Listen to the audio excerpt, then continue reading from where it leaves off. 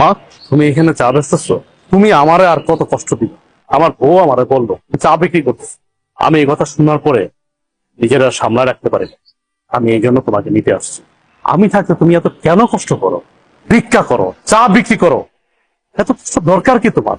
আমি না তোমার সন্তান? তুমি না আমার জন্ম দিছো? তাহলে এত কষ্ট কেন করো আম্মা? বাবারে, কিছু কিছু কষ্ট সন্তানের ভালোবাসার জন্য করতে হয়। আমি চাই নাই ভালোবাসা, আমি শুধু চাই তুমি আমার পাশে থাকবা, সবসময় আমার পাশে থাকবা। তুমি পিছে কি করছো না করছো আমি সব ভুলে গেছি।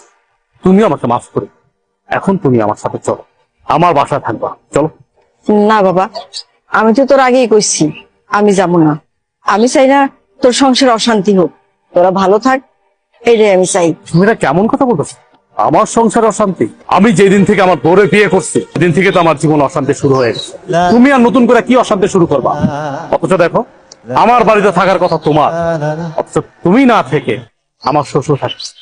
শ্বশুর থাকতেছে নন স্টপ, দিনের পরে দিন, রাতের পরে রাত, ভালো মন্দ খাইতেছে, ঘুমাইতেছে, ফিরতেছে। অথচ তুমি রাস্তা রাস্তা ভিক্ষা করতেছো, চা বিক্রি করতেছো। খারাপ লাগে না আমার? আমার তো খারাপ লাগে। তোমার তো ন্যূনতম কমন সেন্সটুকু আছে, অথচ আমার শ্বশুরের কোনো কমন সেন্স নেই। আমার বোর কাছে আমার শ্বশুরই সব। যাই হোক মা, আমি তোমার এত কথা বলতে পারতেছি না। এখন কোনো কথা আমি শুনবো না তোমার। তোমার এই চার ব্যবসা রাইখা এখন আমার সাথে তুমি চলো। চলো, এখন থেকে তুমি এই বাড়িতেই থাকবা। তুমি এত কিছুর পরেও সেই তোমার মাকে বাড়িতে নিয়ে এসছো, আমাকে তোয়াক্কা করে তুমি তোমার মাকে নিয়ে আসছো। তোমাকে কি তোয়াক্কা করবো?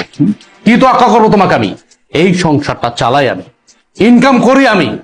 আমি 5 তলায় বসে এসির বাতাস খাবো, আর আমার মা রাস্তা রাস্তা চা বিক্রি করবে, ভিক্ষা করবে, সে গাছের নিচে থাকবে।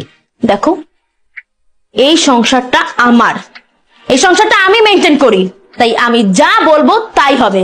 আমি তোমার মাকে নিয়ে থাকবো না এই বাড়িতে। কে কার সাথে থাকবে বা না থাকবে এটা একান্তই ডিসাইড করব আমি। তুমি ডিসাইড করার কে? কে তুমি? কে তুমি বলো? আমি কে মানে? আমি তোমার বউ। এই বাড়িটা আমার, আর এই সংসারটাও আমার। এই সংসারের সব দায়িত্ব আমি পালন করি, তুমি তো তেমন কিছুই করো না। সো আমি এই সংসারে যে ডিসিশন দিব সেটাই ফাইনাল। আর তোমার মা তোমার ছোট ভাই ঘরে টিকতে পারেনি, আমার ঘরে কেন টিকবে? হ্যাঁ, তোমার কি মনে হয় যে উনি অত ভালো একটা মেয়ের সাথে টিকতে পারলো না, আমার সাথে টিকতে পারবে? কখনোই না। আমি তোমার মাকে নিয়ে এই এক ছাদের নিচে কোনো দিনও থাকবো না। এখনো সময় আছে, তোমার মাকে বের করো। বাহ, এই বাড়ি তোমার, তোমার কথা মতো চলবে।